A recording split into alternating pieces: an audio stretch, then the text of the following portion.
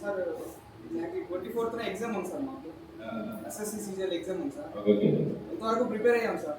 Group discussion చేసి ఇలా సెమినార్స్లో knowledge gain చేశాం సార్. ఇప్పుడు ఎగ్జామ్ దగ్గర ఒక 15 days ఉంది సార్. ఇంకా అంటే కొద్దిగా టెన్షన్ అంటే కాదు, ఇదిలా ఉంది సార్, భయంలా ఉంది. ఎలా రాస్తాం, ఎలా ఉంటుంది యాక్చువల్గా మీరు సీతాకోక స్టేజ్ ఉంటారు కదా, ఎగ్, లావా, వ్యూహ, తర్వాత సీతాకోక. వ్యూహ నుంచి సీతాకోక బయటకు వచ్చే ప్రక్రియ ఒకసారి చాలా కష్టపడుతుంది. సపోజ్ ఆ కష్టం లేకుండా ఉంటే ఏమవుతుందంటే ఆ సీతాకోక బతుకు దాని రెక్కల్లో శక్తి రాదు. కాబట్టి ఆ వ్యూహ నుంచి బయటకు వచ్చే దశ ఏదైతే ఉంటుందో కష్టపడి బయటకు వస్తుంది. కాబట్టి డెఫినెట్గా ఒక లిమిటెడ్ స్ట్రెస్ ఉంటుంది. పూర్తిగా లేకుండా ఉండడం అది కుదరదు, కానీ ఇది మనకు ఉపయోగపడాలి. కాబట్టి ఏం చేస్తారంటే మీతో నేను కంప్లీట్ మిగతా వాళ్ళ గురించి ఆలోచిస్తాను. మీతో నువ్వు కంప్లీట్ చేసుకుని నీ పర్ఫార్మెన్స్ పెడుతుంది. సచిన్ టెండూల్కర్ కానీ నీరజ్ చోప్రా కానీ వీళ్ళందరూ నువ్వు వేరే వాళ్ళతో పోటీ పడతారు, వాళ్ళతో వాళ్ళు పోటీ పడతారు.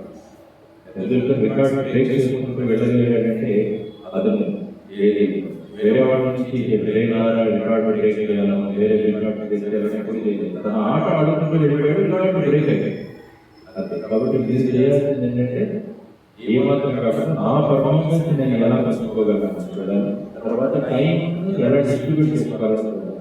సాధారణంగా ఏంటంటే మనం ఎప్పుడు కూడా మనం బాగా తెలిసిన సబ్జెక్టు చదవడానికి ఎక్కువ పంపు మనకు కొంచెం డిఫికల్ట్ సబ్జెక్ట్ ఏదైనా ఉంటే దాన్ని పక్కన పెడతాం.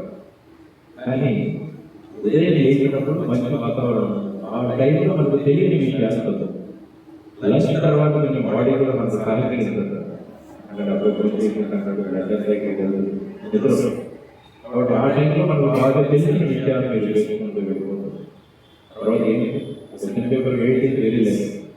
మనలో 40-50 పేజీలు ఉంటాయి. అది ఒక గ్రామంలో ఉండదు క్వశ్చన్ పేపర్. ఆయన మనలో కనిపెడుతుందా సినిమాతో ఉండాలి.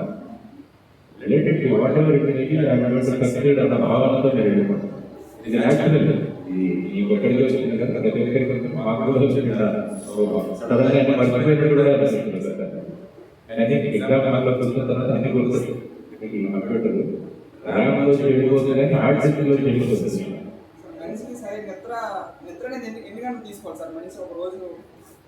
సాధారణంగా అంటే సుమారుగా మీకు 7-8 గంటలు నిద్రపోవాలి. 7-8 గంటలు సాధారణంగా ఏమనుకుంటామంటే మనం ఎక్కువసేపు మేలుకుంటాం అనుకుంటాం కానీ ఓన్లీ అది స్టాటిస్టిక్స్. ఎక్కువసేపు మేలుకున్నామని ఎఫెక్టివ్ కూడా ఉంటుంది. రాత్రి 2 గంటల వరకు మేలుకోవడం, 3 గంటల వరకు మేలుకోవడం, అవన్నీ కూడా వాటి వల్ల ఎఫెక్టివ్నెస్ ఏమన్నా అర్లీటీ వెయిట్ అర్లీటీ లేదు కదా. ఉదయం 5 లేచిన వాళ్ళైతే పెట్టుకోవాలి. 9-10 పడుకుంటే పెట్టుకోవాలి. ఆ 2+5 ఆల్మోస్ట్ మీకు 7 hours ఎందుకంటే బాడీ కూడా రీడింగ్ పోవాలి. బాడీ కూడా హెల్త్ అనేది కూడా రీఎనర్జైజ్ అవ్వాలి. దానికోసం స్లీప్ అంతా ఒక మంచి మెడిసిన్. అది తీసుకోలేదు ఏమవుతుందంటే మనం ఉంటాం కానీ బ్రెయిన్ సక్రమంగా పనిచేయాలి. స్లీప్ ఎగ్జామినేషన్ ముందు నైట్ అవుట్ చేయాలి, టేకింగ్ అలాగే మన పర్ఫార్మెన్స్ పడిపోతుంది, పర్ఫార్మెన్స్ ఇంప్రూవ్ అవుతుంది. ఓకే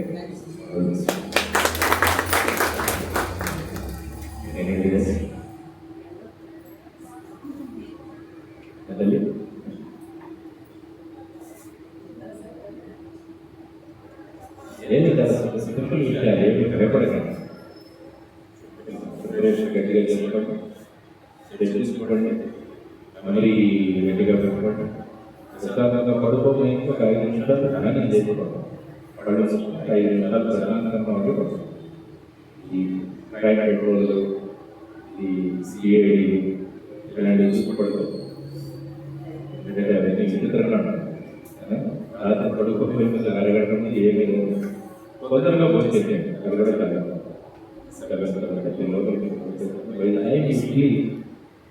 ఇంట్లోకి వెళ్ళిపోవాలి. ఇక్కడ ఉందనుకోండి నిద్రపడతాం. మిడ్నైట్ బిర్యానీ అనేది, అర్లీ మార్నింగ్ 4 o'clock బిర్యానీ అనేది, జోలి పోవడం రెగ్యులర్ సిస్టమ్ అంటే ఆ సిస్టంలో మనం నడవాలి. అప్పుడే బాడీ రీడింగ్ అవుతుంది. కానీ ఇలాంటి ప్రయోగాలు చేయకుండా మంచి ఆలోచనలతో ఎప్పుడు కూడా ధైర్యపడతాం. ఎక్కడైనా కట్టి వెళ్తాం. రేపు అలా ఉండాలంటే ఒక్క సీట్ ఉన్నా కూడా నేను పడతానన్నంత ఉండాలి. మొత్తం ఏపీసీ ఒకే సీట్ ప్రకటించింది. చెప్పగలను ఆ మాట్లాడే ఓకే థ్యాంక్ యూ.